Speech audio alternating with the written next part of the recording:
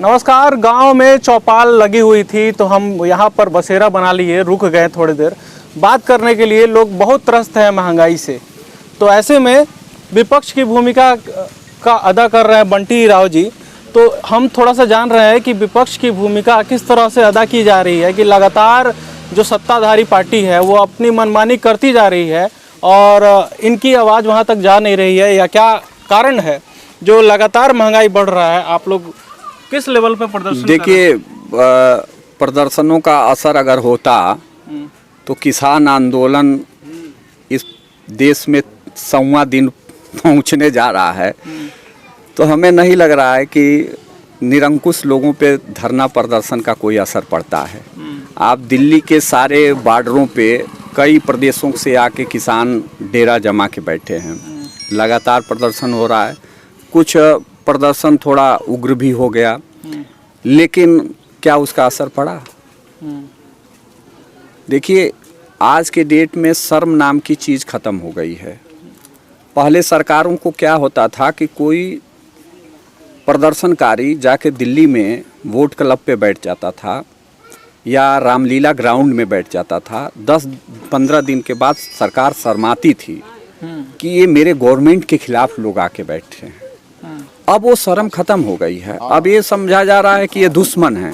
अच्छा, तो इसलिए किसी भी धरना प्रदर्शन का असर इस सरकार पे नहीं पड़ने वाला है, चाहे वह महंगाई का धरना प्रदर्शन हो या किसान बिल का। तो क्या विपक्ष जो है हार मान चुका है? विपक्ष क्यों हारने का? आप बताइए, महंगाई के खिलाफ संसद जो सबसे बड़ा प्लेटफॉर्म है, उस प्लेटफॉर्म पे लगातार प्रदर्शन हो रहा है, विपक्ष के लोग प्रदर्शन कर रहे हैं। उसके बाद हर पार्टी के लोगों ने प्रदर्शन किया है जगह जगह, लेकिन उसका कोई असर नहीं है। अच्छा, अभी धर्मेंद्र प्रधान जी जो हैं उनका एक ट्वीट आया था सामने कि ठंडी के मौसम में पेट्रोल का प्राइस बढ़ता है और गर्मी आते आते कम हो जाता है। तो इसके पीछे क्या लॉजिक लगता है आपको? अब ये तो धर्मेंद्र प्रधान जी की लॉजिक वही जान सकते हैं, लेकिन महंगाई का गर्मी और जाड़े से कोई मतलब नहीं है। जैसे पेट्रोलियम पदार्थों की अभी बात आपने किया, डीजल और पेट्रोल की कीमत लगातार बढ़ रही है। अभी कहा गया, धर्मेंद्र प्रधान जी ने ही का खबर आया था 25 रुपये। धर्मेंद्र प्रधान जी ने ही कहा कि अंतर्राष्ट्रीय मार्केट में डीजल और पेट्रोलियम पदार्थों का रेट बढ़ा है, इसलिए उसका असर हिंदुस्तान में पड़ रहा है। मैं आपके माध्यम से धर्मेंद्र प्रधान जी से पूछना चाहूँगा कि जब इंटरनेशनल मार्केट में पेट्रोलियम पदार्थों का दाम घटा बहुत तेज़ी से, 110, 120, 125 डॉलर पर बैरल पेट्रोलियम था और वो 40, 42, 38 के रेट पे आ गया, तो आपने पेट्रोलियम पदार्थों का दाम क्यों नहीं घटाया? आज इंटरनेशनल मार्केट की बात आप कर रहे हो दाम बढ़ाने के नाम पे, लेकिन इंटरनेशनल मार्केट में पेट्रोलियम पदार्थों का दाम अगर घटा तो आपने तो घटाया नहीं। सरकार कह रही है कि रिकवरी कर रही है, वो जो भी कोरोना में क्षति हुई है, आर्थिक क्षति हुई है, उसकी रिकवरी हो रही है। तो कोरोना में आर्थिक क्षति क्या केवल सरकार की हुई? इस देश में रहने वाले आम नागरिकों की कोई क्षति नहीं हुई। जो जिसके लिए सरकार बनती है, सरकार क्यों बनती है? केवल वसूली के लिए। सरकार बनती है इस देश में रहने वाले गरीबों की मूलभूत सुविधाओं के लिए। तो सबसे ज़्यादा अगर मूलभूत सुविधाओं से विरत अगर कोई हुआ तो आम आदमी हुआ। उस आम आदमी के लिए आपने क्या किया? आपने पेट्रोलियम पदार्थों का दाम बढ़ा दिया। आप पटौनी से लेके, जोतिया से लेके, गन्ना गिराने से लेके सारा कुछ तो बढ़ गया। हमारी रिपोर्टिंग में ये बात खबर आ रही थी, हम गांव-गांव जाकर गांव की सरकार जब कर रहे थे तो वहाँ पे उज्ज्वला योजना आया हुआ था, तो उसका आवंटन तो हुआ, लेकिन कोई भी गैस से खाना नहीं बना रहा था, सब चूल्हे झोंक रहे। वहाँ पूछने पर ये पता चल रहा था कि इतना महंगा हम कैसे परचेज कर पाएंगे। बिल्कुल सही बात है। अब आप बताइए, 950 के करीब पहुँचने को है। जिस आदमी के घर बच्चों की पढ़ाई के लिए फीस नहीं है, जिस आदमी के घर बीमार के लिए दवाई कराने के पैसे नहीं है, वह गैस का 950 रुपया कहाँ से लाएगा? तो इसलिए आज के डेट में अगर कोरोना की महामारी से दिक्कत हुई है तो उसकी तो पूर्ति करनी चाहिए सरकार को कहीं ना कहीं से। 20 लाख करोड़ रुपए का अतिरिक्त बजट की बात अभी कुछ दिन पहले अनुपूरक बजट में इस सरकार ने किया था कि कोरोना से लड़ने के लिए हम लोगों ने 20 लाख करोड़ रुपए की अतिरिक्त व्यवस्था करके दे दिया है।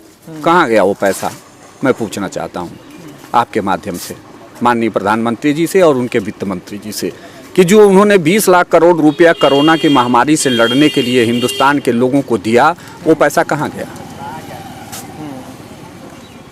केवल बजटीय भाषण में बात कर देना और जमीन पे धरातल पर दिखना में अंतर है। यहाँ केवल भाषण है, जमीन पे कुछ नहीं है।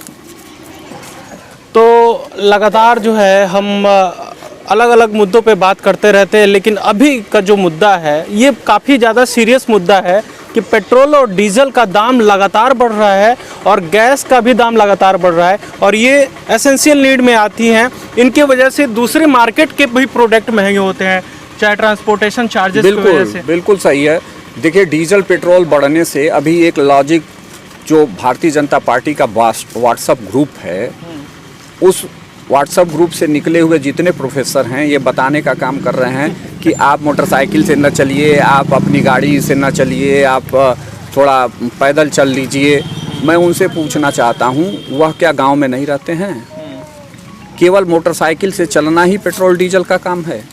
उस पेट्रोल से सरकारी बसें चलती हैं, किराया बढ़ गया, सरकारी टेम्पो चलते हैं, प्राइवेट टेम्पो चलते हैं, प्राइवेट टैक्सियां चलती हैं, उस सब का भाड़ा बढ़ गया। सरकार लगातार ट्रांसपोर्टेशन का भी चार्ज बढ़ा रही है, रेलवे का भी टिकट का चार्जेस भी काफ़ी ज़्यादा इजाफा हुआ, लोकल का। और लॉजिक ये आया कि लोकल के लोग फर्जी में यात्रा करते थे तो अब ये तो देखिए, जिसको फर्जी में यात्रा करना है वो इनके दाम बढ़ाने से फर्जी और बढ़ेगा, घटेगा कहाँ? अगर रेट बढ़ा देंगे तो फर्जी और बढ़ेगा। जो बेचारे 10 रुपये का इंतजाम करके चले जाते थे या 50-100 रुपया का इंतजाम करके चले जाते थे, आप 200-300 रुपया कर दोगे तो फर्जी और बढ़ेगा कि घटेगा?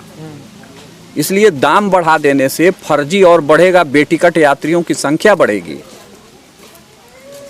और देखिए, बात ये नहीं है कि दाम बढ़ गया या घट गया। सरकार जो बनती है वह सरकार इसलिए बनती है कि सरकार अंतिम व्यक्ति का ध्यान रखे, इसीलिए सरकार बनती है कि देश की मूलभूत सुविधाओं के साथ साथ अंतिम व्यक्ति का ख्याल रखे। और अंतिम व्यक्ति का ख्याल क्या दाम बढ़ाने से रखा जाएगा? सबसे ज़्यादा अगर कहीं असर पड़ेगा तो उस अंतिम व्यक्ति के ऊपर ही दाम बढ़ाने से पड़ेगा। बड़े लोग हैं, उनके खर्चे मेंटेन हो जाएंगे, लेकिन जो गरीब आदमी है सबसे ज़्यादा वही पीड़ित होगा।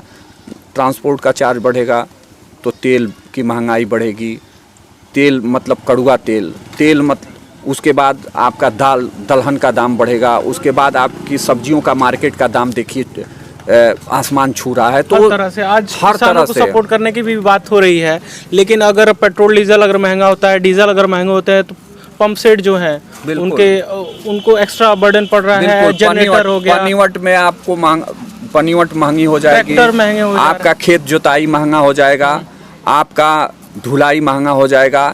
ये सारे चीज़ अगर महंगे हो जाएंगे तो सबसे ज़्यादा असर अंतिम व्यक्ति के ऊपर पड़ेगा। तो बड़ा स्पष्ट बात है ये चीज़ कि अगर यहाँ पर जो भी लॉजिक दिया जाए कि साइकिल से चलिए, ठीक बात इन्होंने कही है कि केवल एक साइकिल से चलना या फिर गाड़ी से चलना, पैदल चलना, ये पेट्रोल और डीजल का काम नहीं होता है। उससे बधे हुए बहुत सारी चीज़ें हैं जिसमें महंगाई बढ़ती जा रही है। इस बीच हमारे साथ शमशाद उर्फ बौना भाई भी हमारे साथ हैं। बहुत पहले इनसे हमने आपको मुखातिब कराया था। और बताइए, आपके क्षेत्र में क्या लगता है कि महंगाई का जो स्तर बढ़ा हुआ है, लोगों को किस तरह के क्राइसिस का सामना करना पड़ रहा है?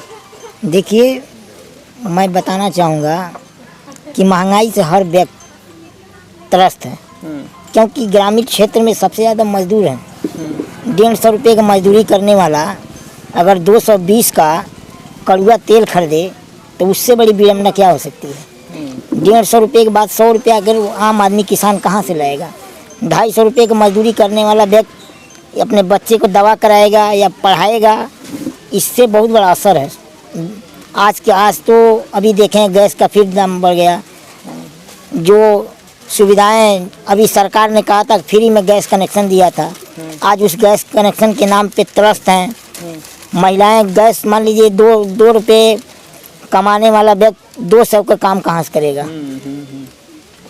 तो सिर्फ इसी बात को लेकर अगर हम कहें कि पेट्रोल डीजल और पेट्रोलियम पदार्थों का जो प्राइसेस बढ़ रहा है, इसके वजह से ओवरऑल महंगाई बढ़ रही है, उसके वजह से अभी इन्होंने बताया कि जो ऑयल है, एडिबल ऑयल है, उसका भी दाम बढ़ा, या फिर प्याज हो गया उसका भी दाम बढ़ा। तो हम न्यूट्रिशन शरीर में नहीं जा रहा है तो बीमारियां आएंगी तो फिर उनका खर्चा अलग।